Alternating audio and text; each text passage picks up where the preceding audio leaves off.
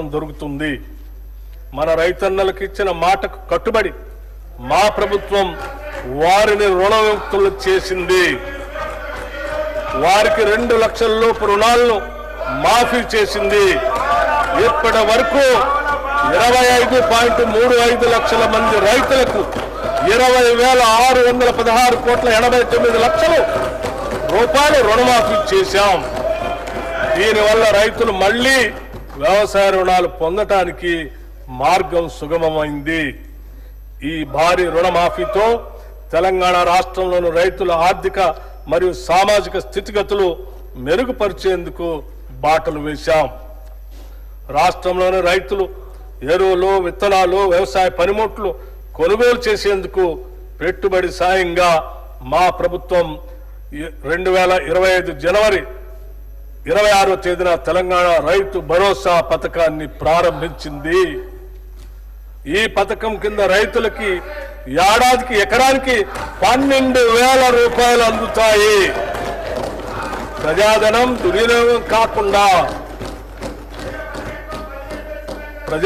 దుర్వినియోగం కాకుండా అవకతవకలకు అడ్డుకట్ట వేసి సాగుకు యోగ్యమైన భూములన్నింటికీ రైతు భరోసా అందిస్తున్నాం.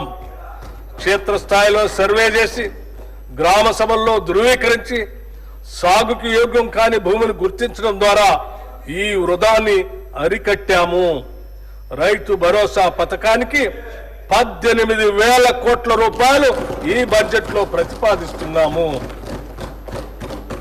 భూమి లేని వ్యవసాయ కూలీలు ఉపాధి దొరకని రోజుల్లో పస్తులుండే దీనస్థితి నుండి వారిని కాపాడేందుకు ఇందిరమ్మ ఆత్మీయ భరోసా పథకాన్ని అమలు పరుస్తామని ఎన్నికల్లో చేసిన వాగ్దానానికి అనుగుణంగా సంవత్సరానికి ప్రతి వ్యవసాయ కూలీ కుటుంబానికి 12,000 రూపాయలు చెల్లించే బృహత్తర పథకాన్ని అమలు చేస్తున్నాం.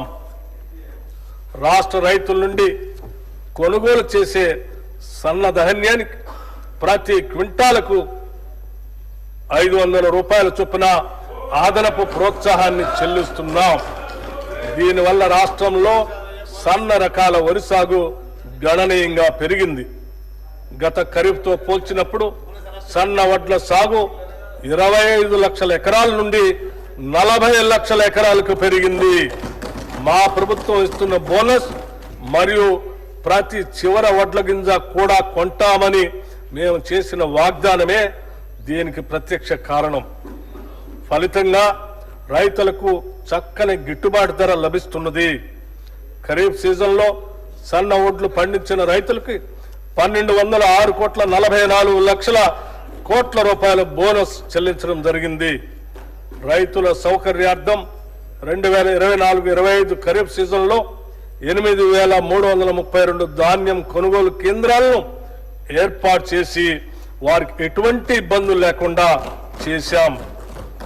అకాల వర్షాల వల్ల ధాన్యం పాడవకుండా పండిన ధాన్యాన్ని రైతులు కొనుగోలు కేంద్రాలకు తీసుకువచ్చే సమయంలో ఎటువంటి నష్టం జరగకుండా గంటకు వాతావరణ సూచనలు అటు రైతులకు ఇటు కొనుగోలు కేంద్రాలకు తెలియజేస్తున్నాం. అధునాతన డ్రైయర్లు, ధాన్యం క్లీనర్లు, తగినన్ని టార్పాలిన్లు రైతులకు అందుబాటులో ఉంచడం జరిగింది. వ్యవసాయ మార్కెట్ యార్డుల్లో వసతుల అభివృద్ధికి 181.98 కోట్ల రూపాయల వ్యయంతో వివిధ అభివృద్ధి పనులను చేపట్టాం. 2024-25 ఖరీఫ్ సీజన్లో 10,35,484 మంది రైతుల నుండి ధాన్యం కొనుగోలు చేసి 12,511 కోట్ల 76 లక్షల రూపాయలు వారి ఖాతాల్లో జమ చేయటమైంది. కేంద్ర ప్రాయోజిత పథకాల ద్వారా రాష్ట్ర రైతుల ప్రయాణం కోసం అన్ని చర్యలు తీసుకుంటున్నాం. రాష్ట్రంలో ఆయిల్ పామ్ సాగును విస్తృతంగా చేపట్టాలన్న ప్రభుత్వ లక్ష్యంతో ప్రోత్సాహక సబ్సిడీని అందిస్తున్నాం. ఆయిల్ పామ్ దిగుమతులపై కస్టమ్స్ సుంకం లేని కారణంగా మన రైతులకు సరైన ధర లభించనందున కేంద్ర ప్రభుత్వంతో సంప్రదింపులు జరిపి ఆయిల్ పామ్ దిగుమతులపై కస్టమ్స్ సుంకం విధించేలాగా కృషి చేశాం. తద్వారా ఆయిల్ పామ్ రైతులకు టన్నుకి 2,000 రూపాయలు అదనపు లబ్ధి చేకూరి ఆయిల్ పామ్ సాగు మరింత లాభదాయకంగాను ఆకర్షణీయంగాను మారింది.